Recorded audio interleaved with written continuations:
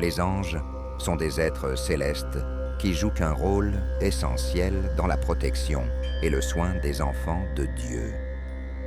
Ces entités divines, mentionnées à travers les Écritures saintes, continuent de susciter la curiosité des gens. Dans l'immense et majestueux royaume céleste, leur présence est aussi vaste que le nombre d'étoiles qui parsèment le ciel. Le livre des Hébreux nous donne un aperçu de cette immensité spirituelle en parlant d'une innombrable multitude d'anges peuplant les domaines célestes. Aujourd'hui, cependant, nous allons nous concentrer sur 4 anges en particulier. 3 d'entre eux sont assez connus, mais le 4e peut être le plus puissant, capable même de vaincre Satan, et moins souvent évoqué. Si ce sujet vous intéresse, je vous invite à vous abonner à la chaîne et à laisser un pouce en l'air pour aider à partager notre travail. Plongeons dans la vidéo. Au milieu des croyances et des mythes populaires, une idée erronée persiste, affirmant que les anges seraient en réalité des esprits de personnes décédées ayant atteint un état céleste. Toutefois, en nous plongeant dans les Écritures, nous réalisons que cette interprétation contredit directement l'enseignement biblique sur la nature des anges.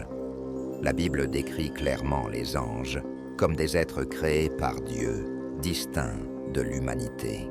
Ils ne sont pas les âmes des défunts, mais une catégorie spirituelle unique, investie de missions divines spécifiques.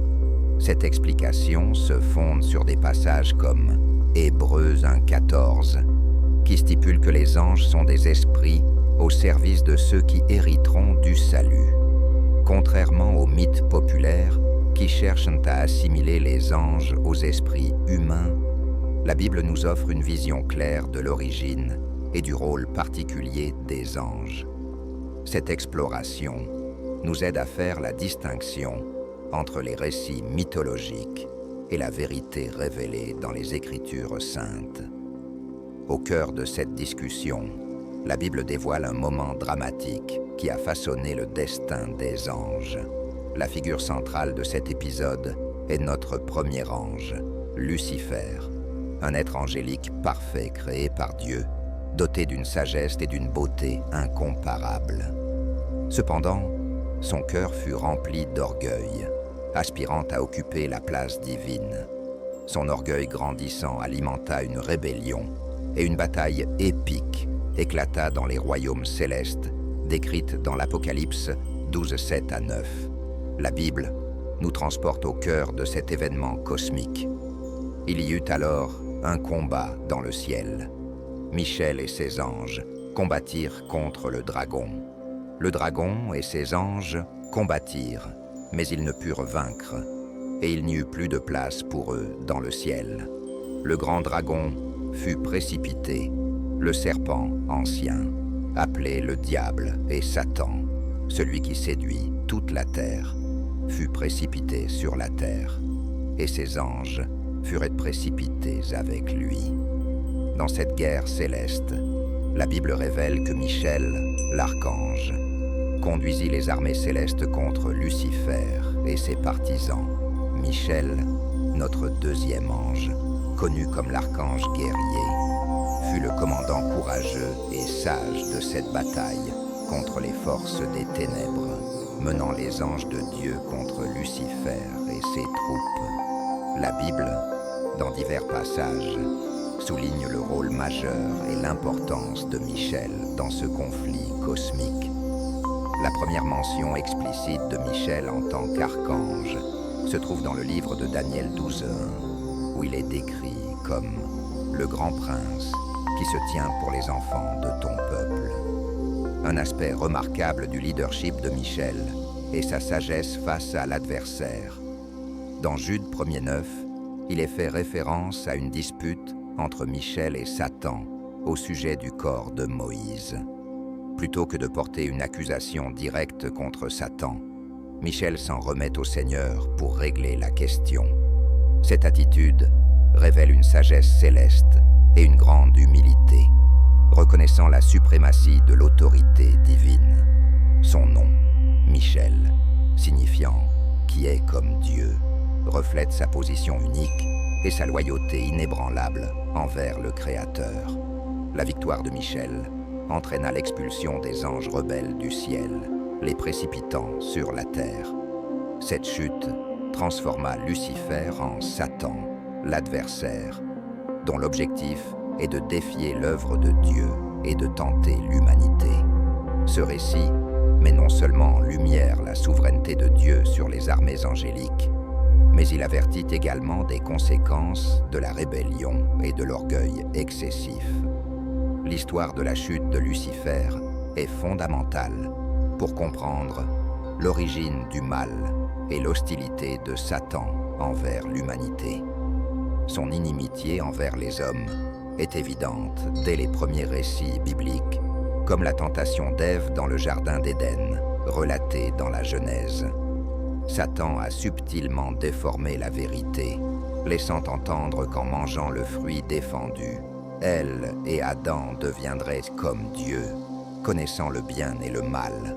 Ève, séduite par la promesse de sagesse et de connaissance, céda à la tentation, mangea le fruit et en donna aussi à Adam, qui en mangea à son tour, entraînant ainsi la chute de l'humanité dans le péché. Désormais, ange déchu, Satan cherche à détourner les enfants de Dieu du chemin de l'obéissance et de la communion avec le Créateur. La Bible, dans la première épître de Pierre 5:8, nous met en garde. Soyez sobres, veillez. Votre adversaire, le diable, rôde comme un lion rugissant, cherchant qui il dévorera.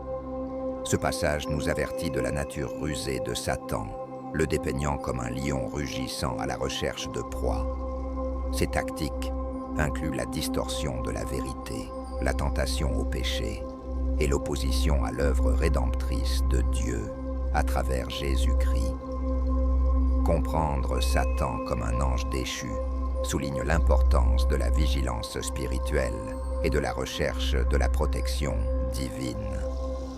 L'histoire de Lucifer nous rappelle le besoin d'humilité devant Dieu et l'existence d'un combat spirituel permanent auquel nous faisons face en tant que croyants. Maintenant, rencontrons notre troisième ange, Gabriel, le messager divin, porteur de nouvelles célestes. Dans la riche tradition céleste, Gabriel est considéré comme un émissaire divin, jouant un rôle unique dans la communication entre les royaumes spirituels et humains. Les pages sacrées de la Bible regorgent de sa présence à des moments cruciaux où il apporte des messages d'une grande importance et portée. Son nom signifie « force de Dieu », soulignant son lien direct avec les révélations et la volonté divine. Une des apparitions les plus remarquables de Gabriel se trouve dans l'évangile de Luc, lorsqu'il annonce à Zacharie, prêtre au temple, la naissance miraculeuse de Jean-Baptiste. Zacharie, homme juste et pieux, remplissait ses fonctions dans le temple lorsqu'il eut le privilège d'entrer dans le Saint des Saints pour y faire brûler de l'encens. Pendant qu'il accomplissait cette tâche sacrée, l'ange Gabriel apparut devant lui, provoquant crainte et stupéfaction. Gabriel apporta un message spécial de la part de Dieu, annonçant que les prières de Zacharie et de sa femme, Élisabeth, seraient exaucées et qu'il concevrait un fils.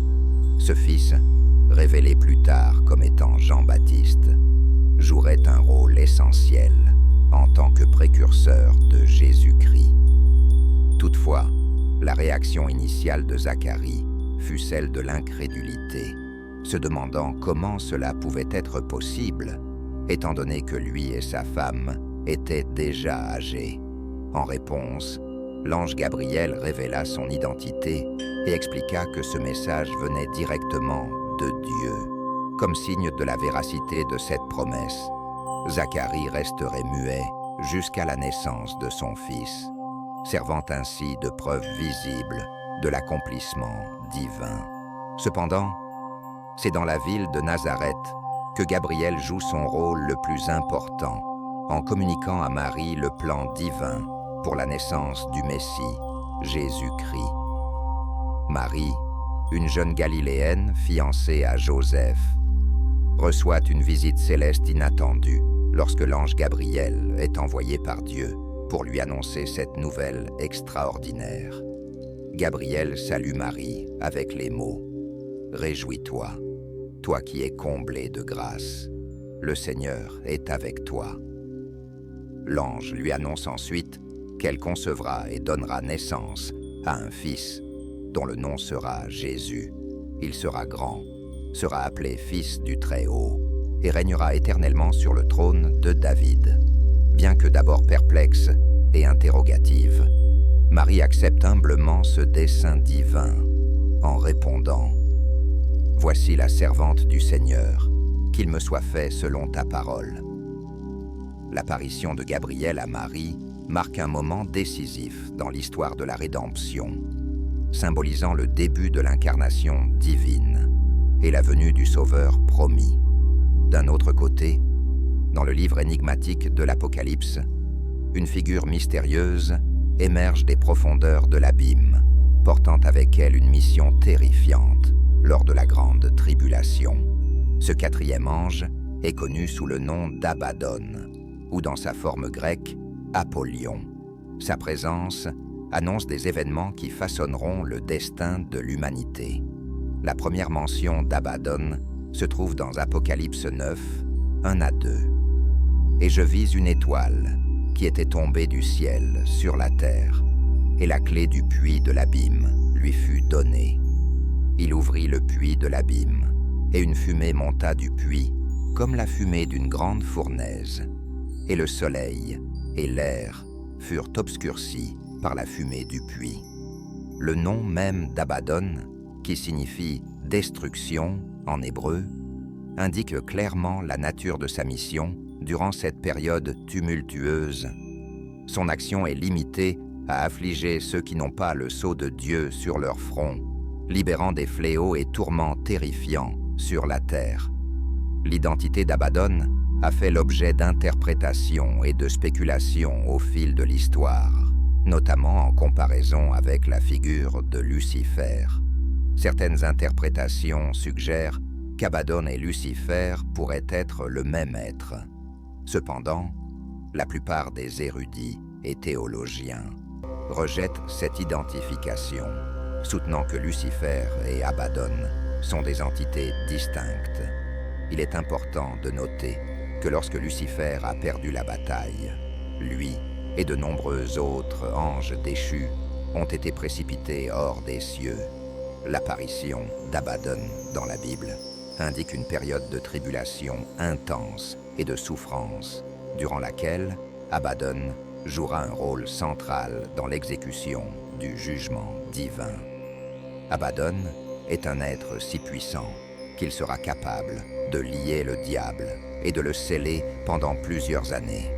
Malgré son invincibilité apparente, l'histoire d'Abaddon prendra un tournant surprenant, car, dans le déroulement de l'Apocalypse, il sera finalement vaincu par Christ. En réalité, c'est Dieu qui détient le contrôle de cette clé, mais selon ses desseins divins et pour l'exécution de ses plans. Il accordera temporairement cette clé durant la grande tribulation, permettant ainsi la libération d'Abaddon. Cela se produira dans le but d'affliger ceux qui ne se sont pas soumis à Jésus-Christ. Cette dynamique est décrite explicitement dans le chapitre 9 de l'Apocalypse. C'est pourquoi cet ange est identifié comme Abaddon, le roi de l'abîme, à la fin des temps. Tout comme Satan et les autres démons, Abaddon ou Apollyon sera vaincu par le Christ, destiné à l'étang de feu en enfer, où il attendra l'éternité dans un état de souffrance, là où il y aura des pleurs et des grincements de dents, comme le décrivent les Écritures. Sa défaite finale révèle en fin de compte la suprématie divine sur les forces des ténèbres, marquant le triomphe de la lumière sur l'obscurité dans le grand plan de rédemption. La leçon que nous pouvons en tirer est la certitude que tout comme Dieu envoie ses messagers pour nous protéger et veiller sur nous, nous ne sommes jamais seuls dans notre parcours terrestre. Cela nous inspire à faire confiance au plan divin, en reconnaissant qu'une armée céleste œuvre en faveur de ceux qui aiment et cherchent Dieu. J'espère que vous avez apprécié cette vidéo. N'oubliez pas de vous abonner à la chaîne, de laisser un pouce en l'air et de cliquer sur l'une des 2 vidéos qui apparaîtront pour continuer à nous suivre. Que Dieu vous bénisse et restez sous sa protection.